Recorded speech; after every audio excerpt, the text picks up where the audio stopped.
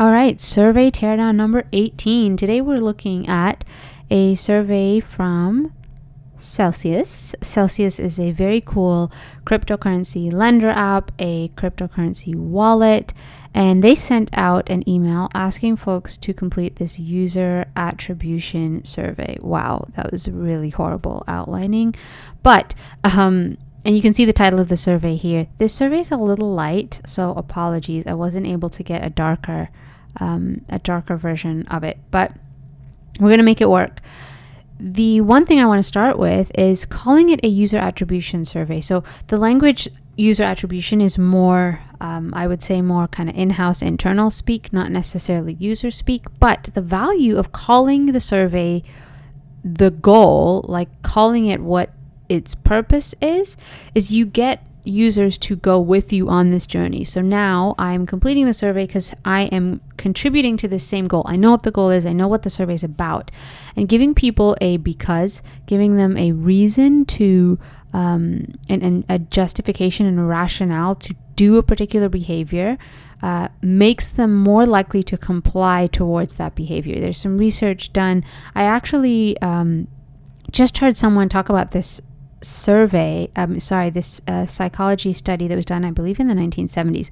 And it demonstrated that when we want to skip in line, the researcher was able to find that giving a reason to skip the line, if you're waiting in line, in this case, it was like for a Xerox copy machine, giving folks a reason as to why you want to cut the line will really heavily increase the chance that they allow you and agree with you cutting the line, even if the reason is like kind of pointless and redundant. So you're standing in line for like Xerox copy machine and you say, hey, can I cut the line? I only have 5 pages, but I need to make some, is it okay if I cut because I need to make some copies?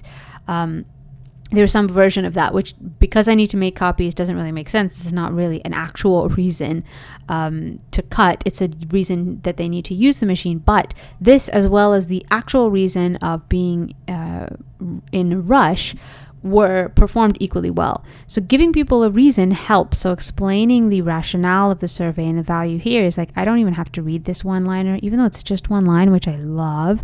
Very quick, very easy to access. Even though it's just one line, I already know the goal of the survey and where we're headed and what I'm contributing to from the title itself. So something to think about and making use of that space when you are conducting your own survey. All right, so let's take a look at some of the actual questions. This is a 3-question survey, which is great. And we can see here, okay, this arrow is pointing to the wrong thing, but I mean it to point actually to this part, the 0 of 3 answers. So we know this is like only three questions, which is great. And they all fit on the same screen, which is fabulous. And the writing is a little small, but it helps to sort of like, there's a lot of white space, right? So this doesn't feel super overwhelming. But let's look at the actual question. So this first guy here, where did you sign up with Celcius from? I just kind of wrote right over that. So a question like this this is fine, makes sense. Like they're essentially asking like, where did you sign up? Like what was your kind of entry point? And then they have all of the options here. Someone told me, I might encourage slightly different phrasing of like, how did you hear about Celcius? But it looks like they're also wanting to be specific of like, not just how did you hear about it, but where did you actually sign up from? So maybe it would be like a Twitter link or a Facebook ad. Maybe there's some more specificity there, but really I don't see that being friction to how people are answering the question. So that's great. And this is exactly in line with their initial goal that they stated. So great to have that confirmation. And for this first question to be really easy, you always want like a very easy, straightforward initial question, because it just kind of sets the tone. Like, okay, I've agreed to start the survey, and for that first question to be very straightforward is very helpful, right? It's like, oh, okay, you're not introducing friction from the get-go. when we jump to this next question, why did you sign up with Celcius? So this is a meaty question. Can totally see why Celcius is curious about something like this. Like as a company, naturally it makes a lot of sense. What is moving the needle for people? But when we ask some why, when we ask the question why, it can feel like big, like I have to unravel this whole thing. It feels like a bigger question. This is it can feel like a really small nuance, but a lot of survey best practices do. They feel like small nuances. But when someone asks why, it kind of feels like you have to unpack this whole thing. Now, in interviews, there's also an issue with asking why, because it can put people a little bit on the defensive, and make them feel like there is one right answer and they have to justify why they did this, why they acted a certain way, or why they bought or signed up, or whatever the case may be. But when it comes to surveys, why can feel just like heavy. Like often when you ask someone why, their first response is something like I don't know, and you want to avoid that stumble. You want to keep the friction low, because we had this awesome question here, very easy to answer, and we want this one to also be like very, very straightforward. And this can come from like slightly different phrasing. So what made you decide to sign up with Celcius, or what was happening in your life that you decided to sign up for Celcius with Celcius? So a what question, or what was happening, or what made you decide, there's a slight softness to them that make them easier to answer. Like I don't have to unpack this whole novel here and figure out my own why in order to answer the question. I can just say like, you'll notice if someone asks you the same question in a why versus a what made you decide, or what led you to decide format, your answers might be different. You might not stall with a why. You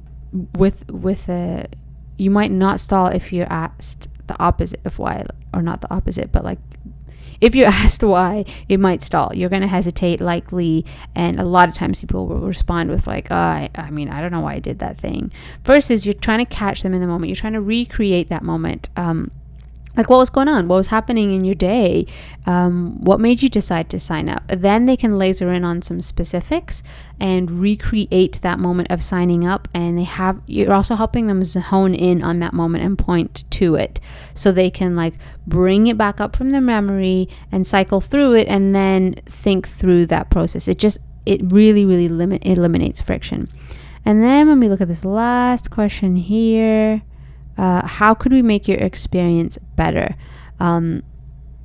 This is a good question, always helpful, but it can feel, I wonder if they have data that you can introduce multiple choice here. I would highly encourage that. So if there are opportunities that Celcius knows about to improve improve experience that they've heard from other users, if they have their own ideas, introducing those as kind of multiple choice, it really helps as a prompt, and then making it like a check all that apply, with similarly to what they've got here, like adding this other option as well. It just makes it easier, so you don't have like two big open-ended free text questions, like one here and one here, like back to back. And it also, I imagine that this is slightly priority, really understanding the why, like especially for sales and moving the needle and marketing messages and sharpening those. Whereas here you can actually still get quality insight. You're not compromising on the quality of insight if you offer your kind of multiple choice options. And it demonstrates that, like, not demonstrates, but there might be instances where they're not really thinking of the nuances of their experience with you, because perhaps they haven't used the app that day, or they have something else top of mind. And by offering your pointers of like multiple choice, you can prompt them to remember and sort of like, oh right, there's this element of my experience, or there's this aspect of my experience with the app and my engagement with the app, that actually I saw this multiple choice, and it sort of prompts me to remember and experience and reflect on it. So it's actually very helpful to have multiple choice. You're not you're not taking away from the quality of feedback that you're getting here. So where you can use multiple choice, always do. And then you've got a nice finish button here. I love that this is like such a tight-knit survey. So it's not very daunting. Like, they ask for user attribution, you've completed the goal with them, and then a few quick steps through, and you can kind of hit that finish line. I'm into this idea of, as a side note, and this is less of a recommendation, an active, like less of a best practice and more of something that I recommend and have been trying myself, which is like something that is kind of fun for this survey, like completing the survey, right? They've done something. You invited them to do something, and the user did that thing. So can there be some sort of like reward in clicking that they have completed this thing? I'm still toying about like what that might look like, and the tone of it would change depending on the tone of the brand and the company and the email marketing and the copy and all of that. A lot of that messaging is going to impact like the phrasing that you might use here. But I do think there's something to be said for sort of like rewarding this behavior, the fact that they took their time to complete something that is helpful to you, and also, yes, helpful to them, because it can, you can serve them better as a result.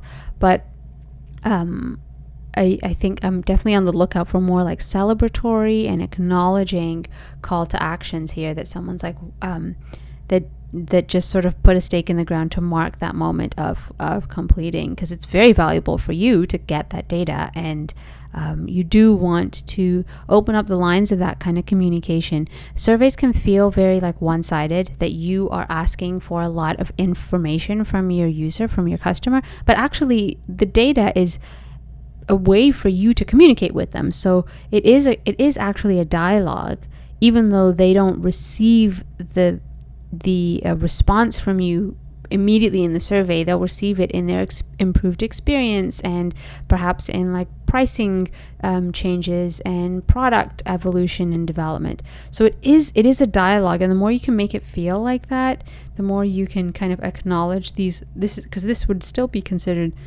a milestone in a sense, right? Like they have continued to engage with you even further and invested some time in completing the survey. So just something to think about and something to play with in your own surveys. This is a whole bunch of markups that we've done on this screen. I hope this was helpful, and I will see you back here tomorrow for survey teardown number 19.